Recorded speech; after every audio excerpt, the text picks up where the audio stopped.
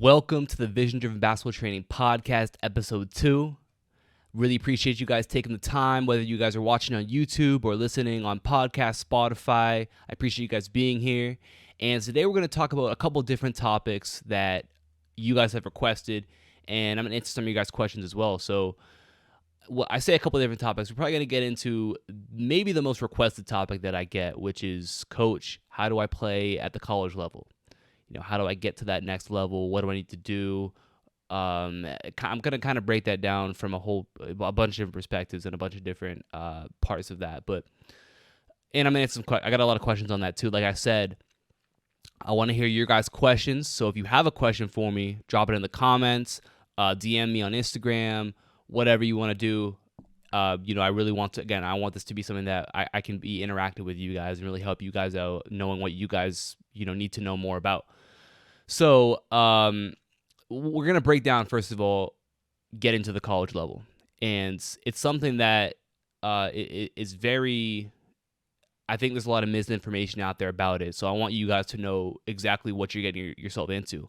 Because I once used to be a person, I just didn't know. Like, I didn't know what exactly it took. I didn't know the numbers behind it. I didn't really know what my goal was. And I think knowing what your goal is and what it actually entails, what it actually means, is going to help you to actually get a step ahead and be able to achieve that goal.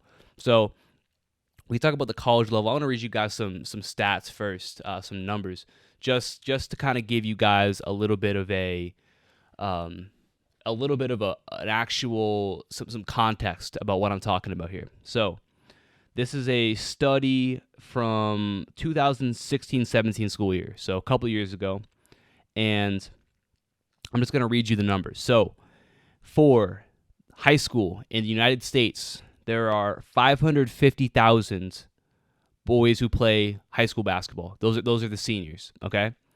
And for college players, there's 30,000. So 550 and then 30,000.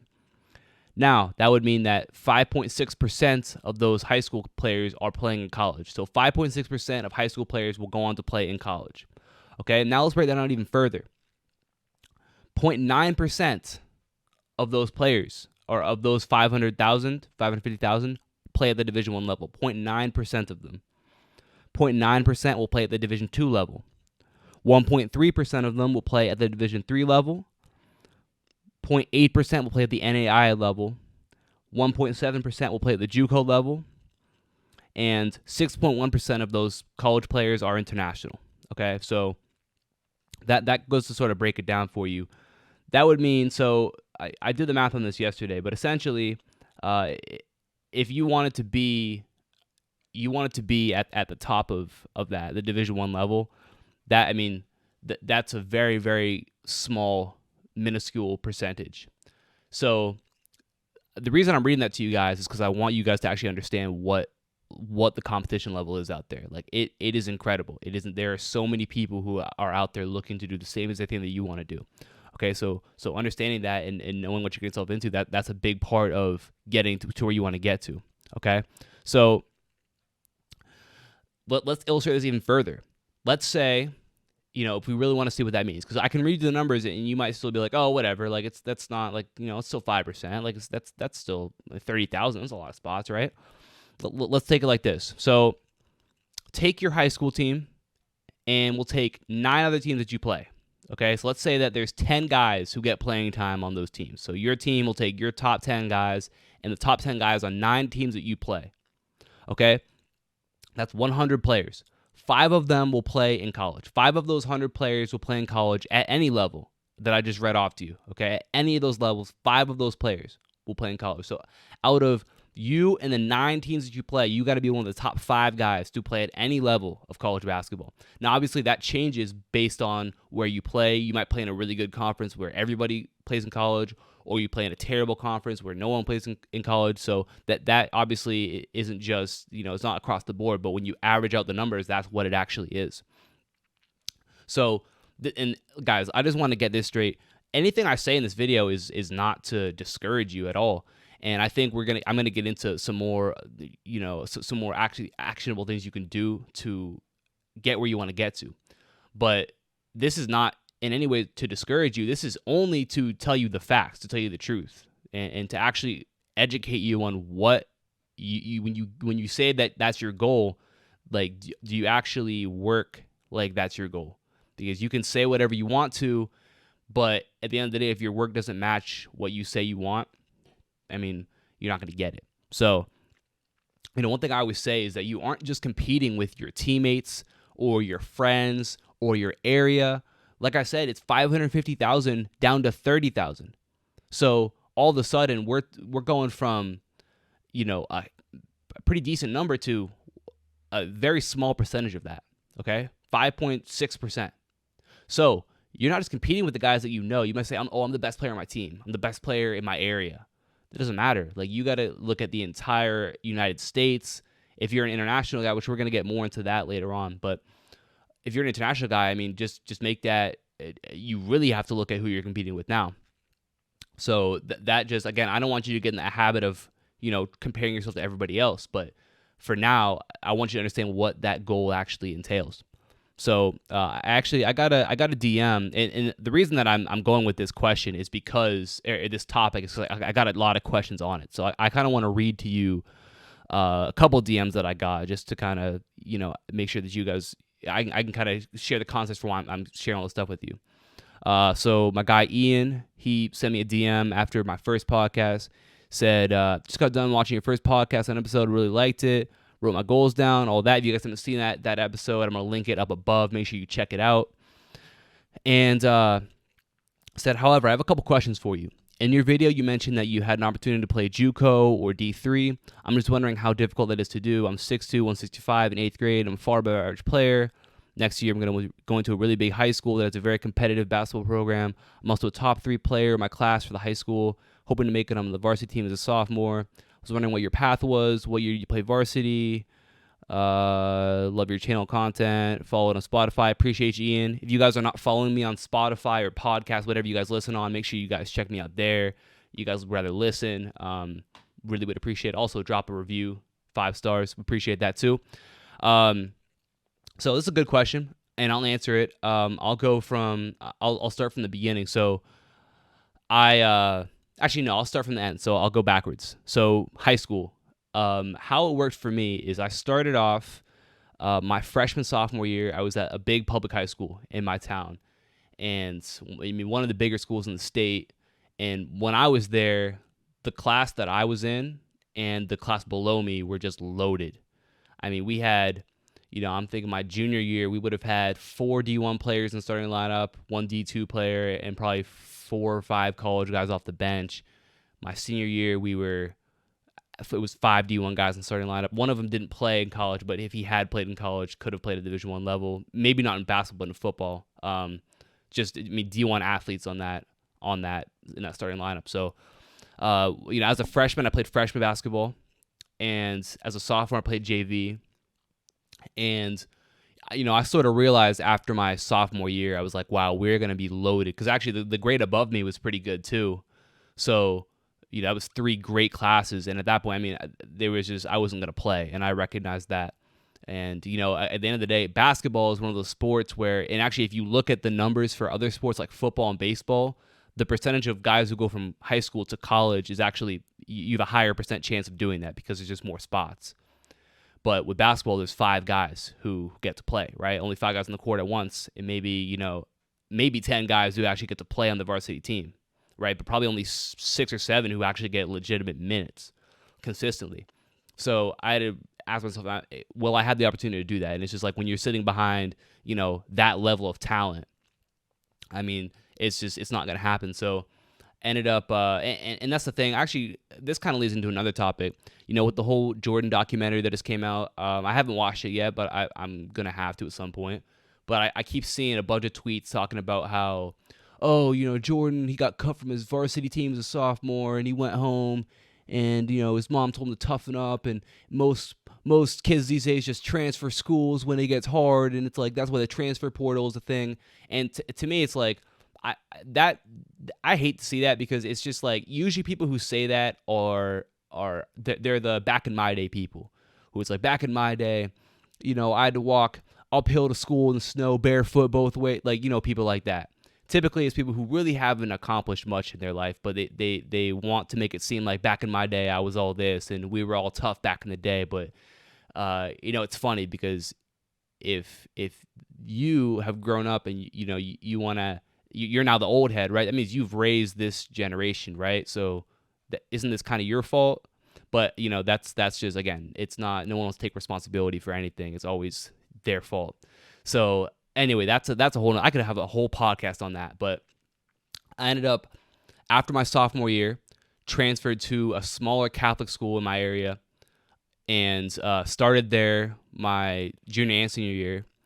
So obviously, and again, like I'm the year after I transferred, so my junior year, that I believe that team, the big public school that I played at, won the conference, and then the next year they lost one regular season game to the eventual who the only game they lost in the regular season was to the state champion, and then they lost 2 games. The other game lost was in the state quarterfinals, I think. So I mean, again, just when you had that level of talent, it was incredible to watch. But so I ended up going to that Catholic school, start there for 2 years, and so after all that, kind of leading into college, but before my senior year, there was a couple of Division III schools that I was looking at. One in particular that I was planning on going to. They were a good program. They actually were in the NCAA tournament this year before it got canceled, and so that was what I was set on doing. And things happen, and like I said, guys, I mean, there's just so many players out there that if coaches feel like they can bring someone better than you, then they will. So that's basically how they felt. But I still had the opportunity to go and walk on there. So I felt like, and I really was confident that I could do that. Like I felt like I would be able to do that. But a bunch of other things happened with the schools we were with their financial aid. And the other thing I'll say is, when you talk about Division III in JUCO schools, unless you're talking about like, the top level JUCOs, even sometimes still them, but you're going to have to deal with a lot more of the logistical stuff, right, before you can just get to basketball. Basketball-wise, it might be a great fit for you, but you have to evaluate, is it good academically, is it good, financially, is it good in terms of where it actually is, and do I actually fit in this campus? So that's something that you actually have to really evaluate. And I did that, ended up really just not working out for, again, a lot of those reasons I just talked about. And but anyway, so that was kind of frustrating because that was the school I was going to go to. And actually, I got to the summer, and that's when everything fell through. Everything, I was expecting some stuff to come into place, didn't happen. Ended up taking a year off.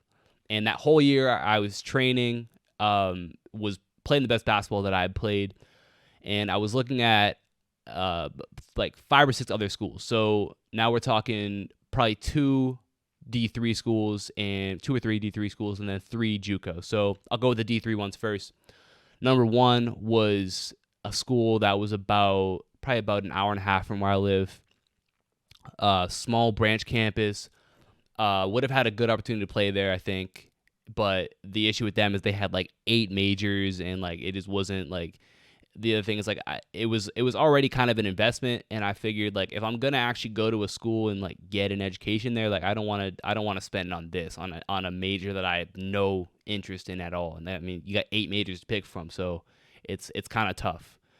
Campus wasn't anything to write home about either, so decided to not go with them. Though I think basketball-wise would have been a good fit. I probably would have had a chance to play early there. Then there was another school that was a little bit farther away. That was another thing, but I was not as confident in the program they actually had built there. I wasn't sure about, like, do I actually want to be a part of this? So didn't want to go there.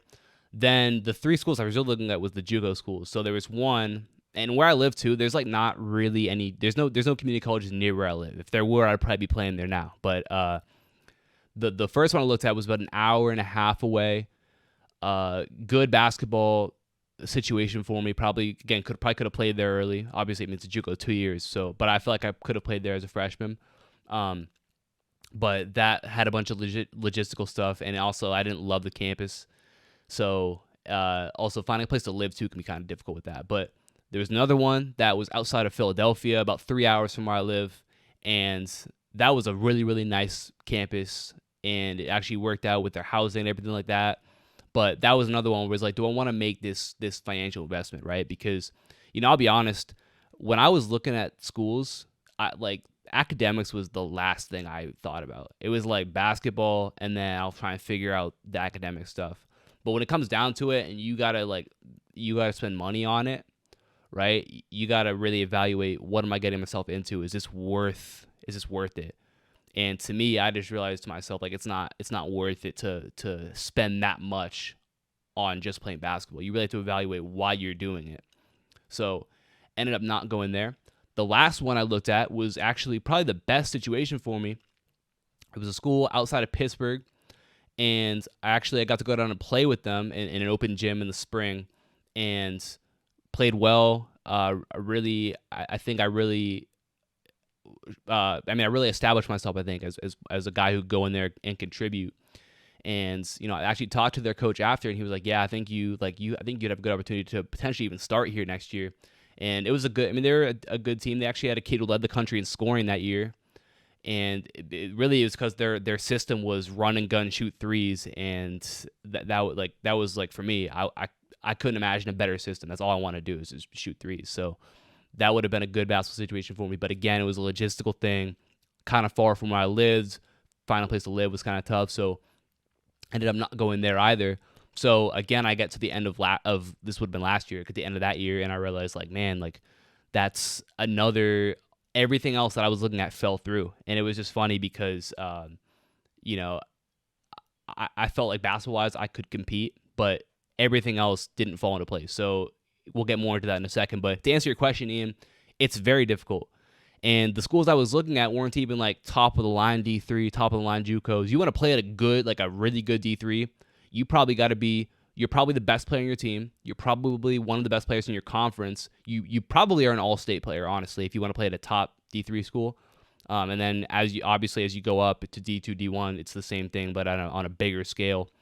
So, I hear a lot of D3 coaches when I listen to podcasts and stuff talk about what they do when they recruit. So a lot of these really good D3 schools will say, like, okay, well, when we recruit, we're looking for a kid who's a D1 player, but he's missing like one or two things.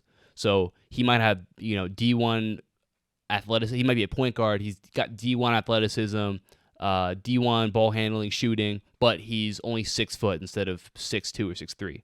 So that we recruit him. Or, we've got this guy who's a, great, we'll say, he's an incredible athlete, 6'8", but it's a little bit undersized to play big at the D1 level. So he might be just as athletic as all the guys you see on TV, but he's a little too short. So that's the kid we're going to bring in. So you got to understand the level of competition. Again, guys, 5.6%. The level of competition at the D3 level is impressive, very impressive. And for most teams, it's like, if the best player on your team will go D3. That for most teams, that's the case. Now, obviously, there's teams where you're going to have outliers, but that's just how it is. Like I said, the highest percentage of those 5.6 play in D3 level. So yeah, to answer your question, it's very difficult. We're gonna get into what actually that takes, right? I would say for you, and really for anybody who's young, and this does not apply to you if you're a D1 prospect, right? If you're a high major D1 guy, you're gonna have teams, going for you when you're a freshman, sophomore in high school. But that's different. You'll know if you're that player. For the rest of you guys who are looking to play, I would say the number one thing is development. Like, you got to make sure you can actually play at that level. Okay, like, kids are so focused on getting there, like, oh, what school am I gonna go to? But like, dude, like, you're 14, 15 years old. Like, you're not good enough to even get there yet. You might be one day, but you got to put all of your focus into that for now. I would say don't even worry about that till like the spring of your junior year. Then you can start to reach out to the schools and I'm not saying don't go to camps. You can go to camps as a freshman, sophomore, but don't like really worry about it. Okay. Focus right now on just being the best you can be, developing, getting on that varsity team. That should be your main focus. So going back to that varsity point, like I explained, it depends on your team. And I was actually a bunch of you guys, Ian, you were in the live, but for those of you who haven't joined any of my live ball handling workouts, I do that usually twice a week. So I would say turn on my channel, my YouTube notifications, so you know when I'm going live. You can join in. We go like 20 minutes. Good work. but I want to see more people in there. So if you're listening to that, I want you to join that. But anyway, after our last workout, well, it'll be 2 workouts ago now that you're hearing this, but we were talking about how to make the varsity team, and we had a bunch of kids who were like, yeah, I want to be a freshman, sophomore next year. Like, I want to make the varsity team, and I was talking about like what exactly does that take? There's a couple kids who are like, I want to start varsity. It's like, coach, what do I need to do to start? Like, first of all, you can't ask me what you have to do to start because I haven't seen you play. I haven't seen the kids ahead of you play. I don't know your system. That's something that you have to be able to answer for yourself.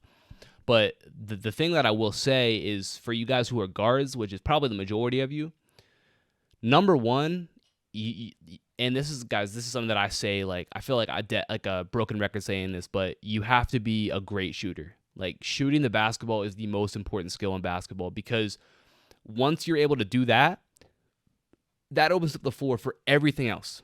So if you can shoot, the defense has to play you differently. All of a sudden, they have to realize, okay, that guy's on the floor. So we know he can shoot. We have to be closer to him and help. Opens up driving lanes. They had to close out on you harder. You can get by them because they're out of control closing out on you. So you can pump fake, get by them a lot easier. It all starts with you being able to shoot the basketball. You want to play at the varsity level and you're a guard, you got to shoot. You got to be able to shoot. Number 2 is you have to be able to match the physicality of that. And it's tough for younger guys because when you're 14, 15 years old, you're playing guys who are 17, 18 years old. They have some years on you. So we got to talk about the weight room. Like, how committed are you in the weight room? And obviously right now there's not really any weight rooms open, but doing your at-home strength stuff, how committed are you to that? Because that's a huge part of it. If you're not doing that, don't tell me that you want to play varsity as a freshman or sophomore. You're not getting stronger. Because to me, it's like, again, you can tell me what you want, but if I don't see it actually in action, I don't see you actually working towards it and being realistic, then you don't actually want it. It's a dream, right? It's a daydream. There was a quote I just heard actually about vision. It was really, really good. It was, I'm trying to remember. It was like vision. It was vision without action is a daydream. Or no.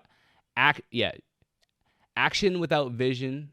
What was it? It was vision without action is a daydream. Yeah, vision without action is a daydream, but action without vision is a nightmare. Right? So if you don't, that kind of goes back to our first episode. But essentially all I'm saying is that if you have a vision, you want something, but you don't actually do the necessary actions to get it, it's a daydream. It's not real. And it never will be real if you can't actually commit to it. So that's why I'm saying, number 2, physicality, guys. If you can't match the physicality, how's the coach going to play you? Right? How are you going to be able to handle the basketball? How are you going to be able to stay healthy if you get pushed around? So recognize that. The third thing I'll say is that you need to know just how to play. Like, and what I mean by that is you got to be able to play in a system. You got to be able to do all the necessary things that coaches want in good team basketball. You got to know when to make the extra pass. You got to know when to attack the basket, when to score, how to score. Like, what are the best situations you can put yourself in to score? What are your strengths? Like, know them. You can't be a guy who a coach has to teach you, okay, well, after you make this pass, you have to cut because you can't stand still because then the defense doesn't have to move.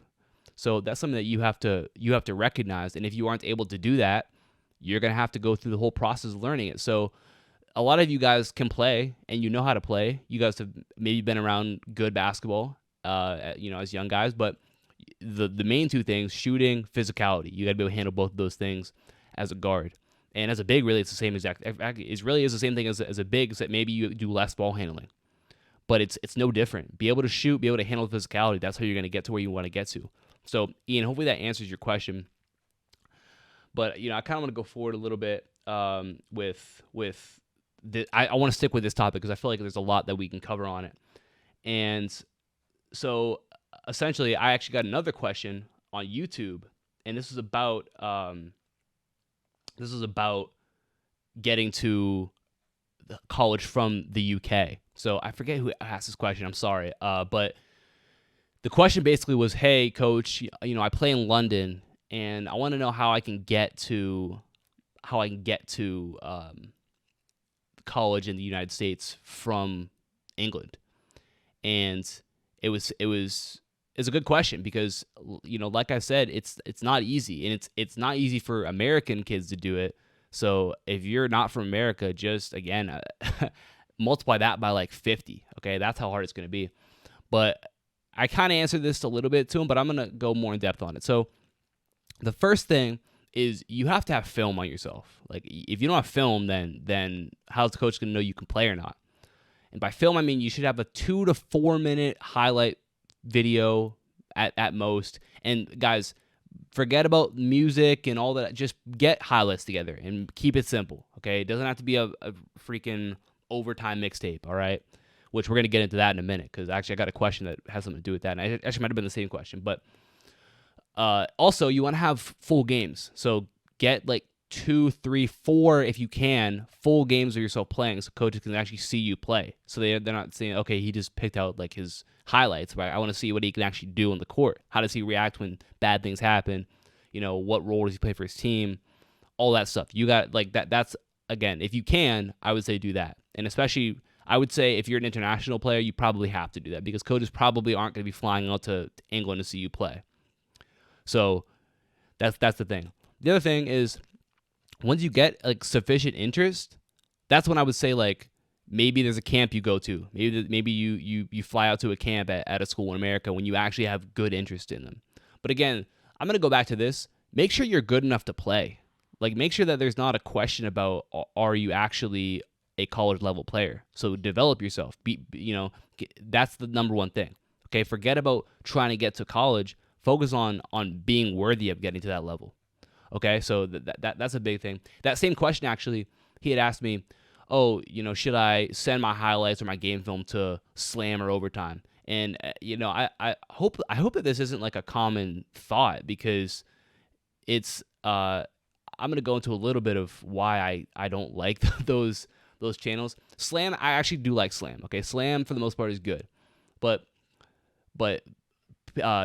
companies like Overtime and Ball is Life to an extent, I'm not a fan of them because I feel like today's age is just too much. It's too much with the highlights. To me, it's like anybody can post highlights. It doesn't mean that you're good. Now, I'm not trying to dog anybody who posts highlights themselves. That's cool and everything. I get it. But at the same time, it's like the thing with Overtime and Slam in Ball's Life is that they make it cool to look cool. The guys, the main thing, if you want to play in college, like you got to stop trying to look cool. You got to be willing to take charges. You got to be willing to play good defense. Stuff that doesn't get put on mixtapes. Like forget about mixtapes. Forget about, again, they're cool. I'm not saying there's anything wrong with mixtapes, but I'm saying focusing on them and being like, oh, I want to have a mixtape. I want Slam to come see me. That doesn't matter, guys. What matters is, are you a player that a coach wants to have on his team? And kind of going along with that, when you're making your highlight video, because I recommend you do have a highlight video. I just am saying you don't need to have a mixtape. But when you do have your highlights, the one thing I'm going to say, guys, is you want to give a good impression of yourself. Okay, so don't be a person who's putting a bunch of, you're putting, Lil Baby and you're putting, whatever. Like you're putting all these rap songs in your mixtapes. If you're going to do that, use the clean version of it. All right, like give yourself that good first impression with that coach. And again, that might not seem like a big deal to you. Like, well, who cares? Like everyone listens to it. I understand that, but you give yourself a certain impression. Okay, coaches might not want to listen to that. And like I said, there's so much competition out there. Why would you put yourself in that position? The coach doesn't know you, okay? The other thing that goes along with that is you got to check your social media. Are you a person who has a bunch of questionable things on your social media? If a coach were to look at that, and make a split decision about who you are, is it going to be a good decision or a bad one? You got to ask that to yourself because, again, coaches don't want players who are going to be headaches for them. That's my other issue with these mixtape channels is that, there's a specific kid I'm thinking of who I believe is a senior this year, and I'm not gonna say his name, but he is frequently on these channels, and frequently his highlights are showing to me, and I saw a video earlier this year of him like fighting the entire student section of a school after they lost by like 50, and I'm like, why would you post that? Like, I think it was Overtime who posted it, but I'm like, now a college coach is going to look up this kid. He's going to Google this kid's name, And that's the first thing that's going to come up. He's going to see this kid fighting an entire student section. So he's going to say, oh, no, thank you. Don't want this kid. Like, to me, it's like these guys are hurting players. They're actually hurting players' chances of playing at the college level. And I don't think this kid has any D1 offers. So it goes to show you these channels are not always a good thing. Okay? And if there's one thing I can say to you, it's stop trying to look cool. Play great defense. Take charges. Be a good teammate. Okay? These are not things that anybody glorifies anymore, but they're super important. If you want to be a winner, you want to be on a winning team, coaches recruit guys who are winners, okay? And if you aren't a winning player, if you have a bad attitude, if all you care about is your highlights and posting pictures for Instagram, like, you're not going to succeed down the line. Even if you make it to the college level, by the time you get there and you actually have to work, and it's not just all getting to post pics with your boys with your jerseys on. It's like, oh, I actually have to work at this. I actually have to be a good teammate if I want to get in the court. You're going to quit. You're going to flame out. And that's essentially how it is. So that's kind of one of my things with those channels. But end of the day, get yourself a highlight video, do all that stuff. But again, it all goes back to your development. That's the number one thing that I would say to you. So the question now is what do you do with this information, right? Because I think there's two different types of players here. There's one sort of player who might be like, oh man, 5%? Really? Like, I don't know about this. I don't know if I'm going to be like, maybe I'll just do something else. And I hope that's not you. And here's the thing. If basketball's not for you, that's fine. Like, I'm not saying you have to play basketball. If you don't want to, then don't do it. But to me, I hope that more of you take this as more of a challenge. Now, all of a sudden, you have to say, okay, this is what I want to do, but am I actually doing the necessary things to get it? Do I have top 5% work ethic, right? Do my actions match my vision, okay? Or is it a daydream? So ask it to yourself right now, and I hope that most of you guys are in that second category. The other thing going along with that is that the thing is a lot of players are scared of, and the reason that a lot of players will hear this and they'll say, like, I don't know about this, is because players are, and people in general, this is not just basketball players, but and I see it as a coach first, and I see it all the time. Players are scared of putting 100% effort into something because there's a possibility of it failing, and then all of a sudden, what do you have, right? If you put 100% into basketball and you don't succeed, you don't get to the level you want to get to, you don't win, right? Then it's like, man, like, I put everything into this and now I have nothing because I don't have any of that time, that effort, the energy that I put in, but also I don't have the result that I wanted. So why even do that? Why even risk it? Okay. If I know that 95% of people won't achieve, first of all, it's not, you have to look at it like this too. Not all of those 95% who don't make it, not all of them want to play. Okay. Some of them don't want to play, some play other sports. So understand that. But still, a lot of them don't play. Again, 95%, that's still the number. Okay. 95% of those people don't make it. So how do I react to that? And to me, it's like, if that makes you want to quit because you feel like the numbers aren't with you, they're not with you. But if you feel like that makes you want to quit, that's just, to me, is a terrible way to live. And even if it's, again, I'm not saying you're a quitter because you don't play basketball, but I'm saying if you quit because of that, that's going to show itself in a bunch of areas of life. Anytime it gets tough, that's going to be your thing. It's like, oh man, I might not make it, so guess I won't even try. That's just a terrible way to live. And I want to illustrate that for you guys because for me personally, since I was 12 years old, all I wanted to do was play college basketball. That's all I wanted to do. And obviously I can tell you about what my experience was, why I'm not playing college basketball, why this happened and that happened. And I can give you legitimate reasons as to why it didn't happen. And at the end of the day, though, I didn't get it done. Like, I didn't accomplish what I wanted to accomplish, right? I put 8 years every day into one thing, and I didn't get it. So do I view myself or that as a failure? Well, I don't at all, because the thing with sports, and this is the thing, I feel like people who don't play sports really miss out on this. Now, there's other ways you sort of get this, but you don't really get it like sports does, where you learn so many things from it. And honestly, the things that I learned there, what I spent the last 8 years of my life doing, that's what I'm teaching to you now. So if I hadn't done that, I wouldn't be here right now. I wouldn't be sitting here talking to you. I wouldn't have any of the knowledge that I have. I wouldn't have any of the skills that I have to actually teach to players. And so my entire life would be different. And that's something that you learn. I learned how to work. I learned how to take losses and rebound from them. I learned how to take losses and grow from them. That's something that you learn in basketball. So even if you put all of your time, all of your effort into achieving that goal, and you don't get it, you're not a failure. There's a Kobe Bryant clip that I posted on my YouTube channel. Actually, I'll link the video above too. And it was like a tribute to Kobe that I made when he died. Rest in peace. And essentially, it was an interview that he did about failure. He was asked, Kobe, like, why are you so, like, why do you not have any fear of failure? He was like, well, first of all, what is failure? Like, failure, it doesn't exist, because let's say that I do something on Monday and I fail at it, right? I don't get it done, I lose. But then I come back on Tuesday, I do the same exact thing, and I succeed this time, I win. Am I a failure? Well, obviously not, because I succeeded in the end. So the only way that you can actually fail is if you do something, you lose, and then you just quit. That's what he was saying with that. He also was asked, Kobe, if you had gone through your entire career and you didn't win one championship, would you view your career as a failure? He was like, well, no, I would look at it as very disappointing, because obviously that was my ultimate goal. But I would have to look at what exactly went wrong. So was it because I wasn't a great teammate? I didn't put my teammates in a position to win? Was it because I didn't have the necessary preparation or dedication that I needed to have to win?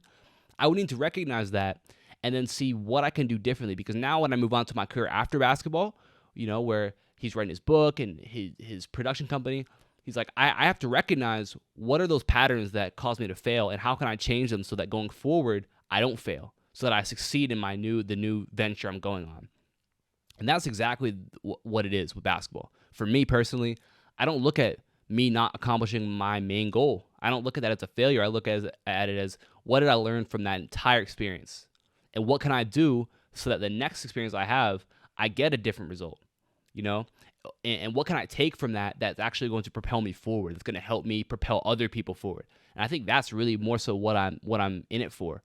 Right now, I'm able to take what I know and help propel other people forward, so that they don't have to stumble along the same things I had to. They don't have to face the same things I had to. They have someone who they can ask questions to, and I have that sort of experience to help them. So it's all about how you look at it. But I'm telling you that putting your everything into basketball is not it's not a risk, in my opinion, because even if you don't succeed, you gain so much from it. You have to learn so many skills that are going to translate into other areas of your life, right? Basketball is great because you have the competition, and you have to put in the work, and you have to be able to strategize, and you have to understand what you did wrong and how you can correct it. Those are essential life skills for any area. If you want to be successful in any area of life, the skills you learn in basketball translate to that. That's why you see guys who will play Division I basketball, will play in the NBA, and they'll retire, and they'll be super high achieving people who are going to go on to be CEOs of companies, and they're going to do all these incredible things because they learned those same sort of skills. The dedication that it takes, the work that it takes, the attention to detail that it takes to be great at something. And a lot of people who don't have that athletic experience don't have those same skills. So for me, and what I would say to you is that you have nothing to lose. But that being said, it all goes back to the work. Everything goes back to the work, guys. What does the work that you put in look like? Okay? Are you going to say that you have a goal, but you don't actually work like you have it? That's something that I see all the time. Players say, Coach, I want to play in college. Coach, I want to do this. I had another player who asked me, Coach, I live in the UK. I want to play in the NBA. To me, it's like, man, first of all, you want to talk about numbers now? Go from 30,000 to 450. It's 450 spots in the NBA. So do that math. I believe it's 0.3% of college players, might even be 0.3% of Division I players play in the NBA. So if that's your goal, you better adjust the way you work at it, okay? That's what it all comes down to, is what exactly does the work you put in look like? And to me, the best part about basketball isn't the wins. It's not being able to score points. It's not the fun of it. Obviously, I love all those things, but to me, the best part is what it actually translates to in the real world, which is a lot. Okay, and that's why people be like, oh, it's just sports. You see it all the time. Like, people are getting so mad. It's just sports, but sports is really a path to becoming better at everything. Okay, and that's how I view it. I want to go through a couple other questions too. Like I said, guys, drop your questions below. I'm looking to answer them. So this comes from Maddox, and he says, channel straight fire. I have a quick question. I'm going to 9th grade next year, and I'm trying to work on my game. I'm already a good shooter, and I'm already an okay playmaker. I'm also good at defending on the perimeter. What do you think are my next steps moving forward? So kind of got into this a little bit, but I'll give you kind of an exact answer. But first of all, you said that he's a good shooter, and what I would say is become a great shooter. First of all, so until there's really no end. There's really no finish line when it comes to being a shooter. Like, you can always. Steph Curry is the best shooter in the history of basketball, and he shoots less than 50% from three. So I'm sure Steph Curry is still working on his 3-point shot every day until he's at 100%. That's got to be your look too. So you got to be a great shooter, and that means you got to be off of screens, off of driving kick, off the dribble, off the float, off of ball screens. Be able to shoot from any angle, in any situation. Okay, be a great shooter, because great shooters are so valuable in basketball. They're so valuable, and the thing with great shooting is that it's all about the work you put into it. Like, you can be a great shooter. It doesn't matter how big you are. It doesn't matter how fast you are, how tall. Like, it doesn't matter about any of that. It matters what work you're willing to put in.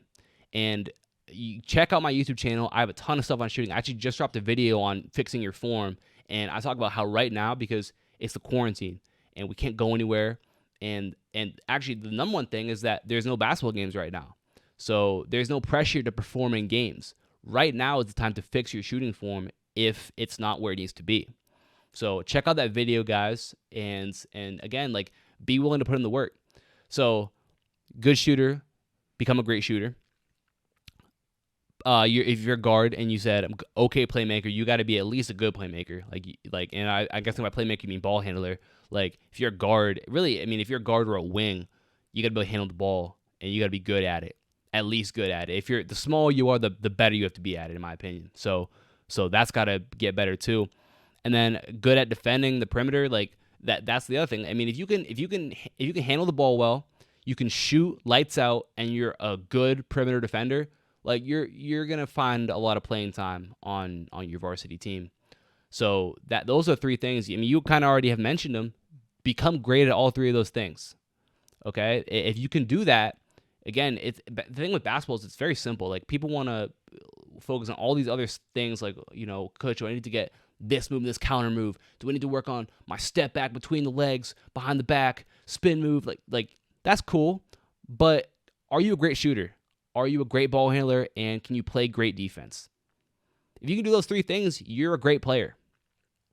Okay, that's just by default you are. So focus on those things.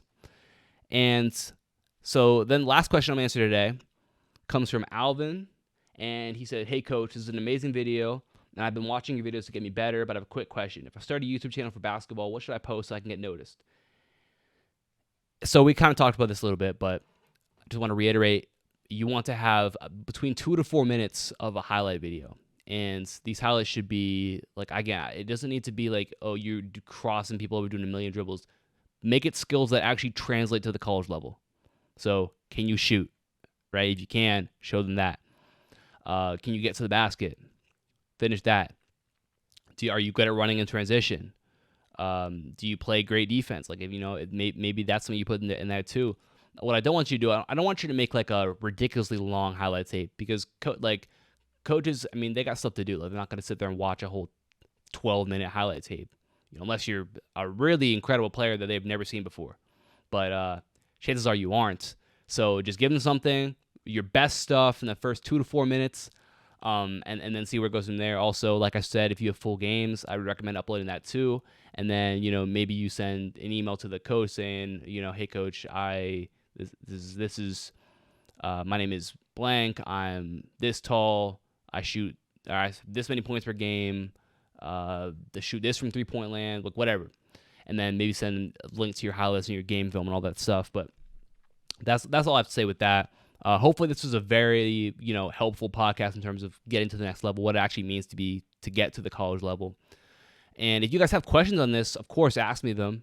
If I missed anything, I'll try and answer that for you.